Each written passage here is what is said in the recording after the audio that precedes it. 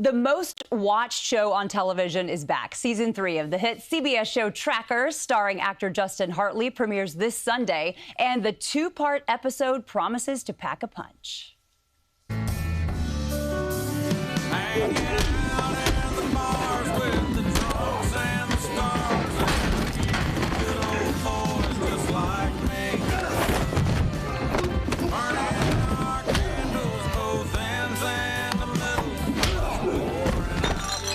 Good. Russ!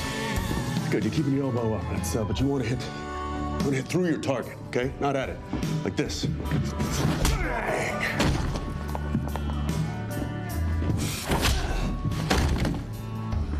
Nice. Yeah. You want to rock, paper, scissors for this one? And here to tell us more about the action-packed premiere is the show's star, Justin Hartley. Justin, good to see you again. Good to see you. Thanks for having me. That was quite a fight scene. Sometimes you got to drop them, you know what I mean? Well, clearly. Yeah. We'll get to that in a minute, a little bit more. But first, congratulations. Why do you think that Tracker continues to be the #1 show on TV? What draws people back week after week? It's a good question. I think it's the stories that we tell. I think it's the relatability of the character. I think it's, you have this guy who, he's a good man. He roams around the country helping people. Yeah. He's a hero. He's humble. And I think it appeals to people that are from all walks of life. Women, men, doesn't matter where you come from, how much money you have. I think you can relate to a character like this who just wants to do good things for other people and also has this thing in his life that he's sort of trying to figure out with his family backstory and trying to figure out his purpose in life, and this sort of gives him his purpose. So you're saying men want to be you, women want to be with you. Is that what I hear you saying? Is that fair? Well, with culture. Okay. All right, as we just saw in that clip, the brothers are officially back. How do you feel about stepping back into that? It's a tense relationship.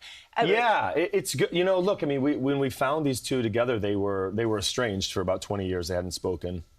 My character sort of blamed his brother for their father's death and thought he had a part in it. And come to find out, that's not necessarily true. There were some other things that came to light, and their relationship has been sort of on the mend ever since. And so to get Jensen's an old friend of mine. Yeah.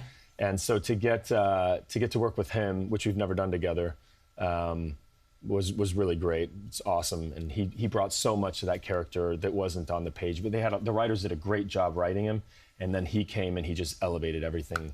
He's wonderful to work with. I didn't realize this was your first show to collaborate on together. That must have been so fun. So now it seems like the perfect time to ask you about that fight scene. Yeah. I'm wondering, was there any special choreography, any preparation, or did you just like hammer him over and over?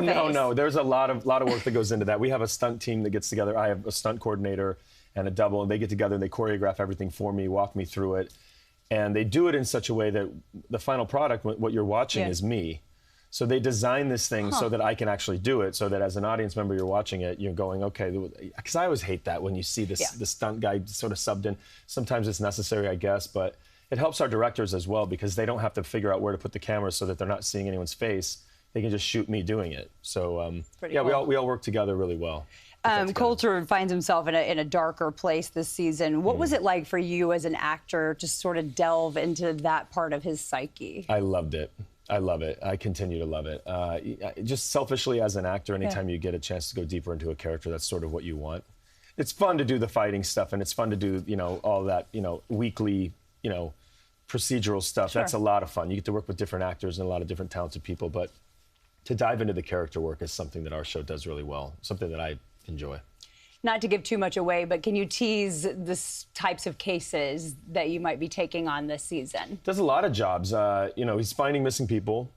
We have a couple of two-parters that we're doing that span over the course of a couple of episodes, which is kind of nice. It gives our writers a chance to dive deeper into the guest cast and that story that they're trying to tell.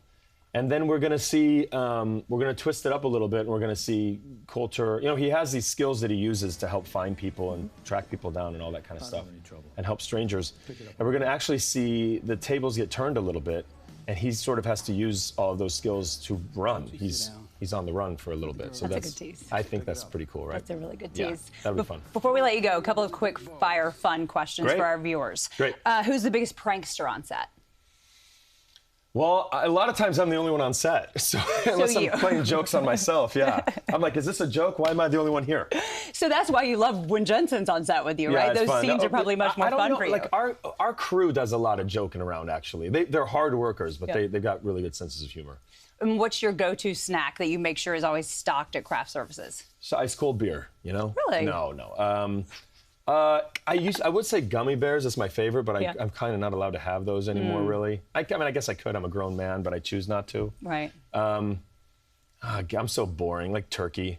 I know. What the hell? You got to keep the fitness in check. I guess, yeah. But gummy bears are my thing. I Your love treat. I love them. Justin Hartley, thank you so much for the time, and congratulations Thank again. you. Appreciate it. And you can watch the season 3 two-part premiere of Tracker this Sunday at 8 p.m. on CBS New York.